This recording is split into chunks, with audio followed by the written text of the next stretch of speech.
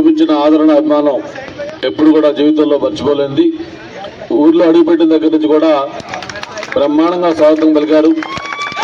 ఒక పక్క పూల వర్షం కురిపిస్తూ, మరో పక్క మహిళలు అయితే మంగళహారతులు ఇస్తూ మీ అభిమానాన్ని మీరు చాటుకున్నారు. తప్పకుండా మీరు ఏదైతే అభిమానం ఆదరణ చూపించారో దాన్ని తప్పకుండా నిలబెట్టుకొని మీ అందరికి కూడా మీరు కోరుకున్న ఈ కార్యక్రమాలన్నీ కూడా చేసి మీ రుణం తీర్చుకునే అవకాశం నాకు కల్పించాలని చెప్పని మీ అందరూ కూడా నేను కోరుకుంటా ఉన్నాను.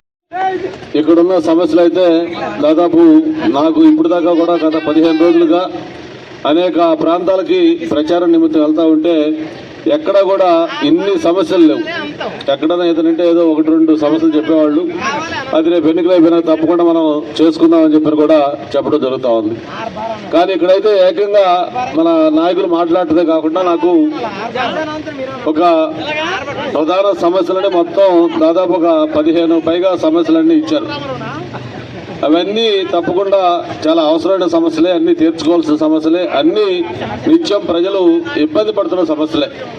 వీటితో పాటు ఇంకా ప్రత్యేకంగా అలాగే హౌసింగ్ లాంటి, రోడ్లు లాంటి, అలాగే అన్నిటితో పాటు మీ కుల వృత్తి ఏదైతే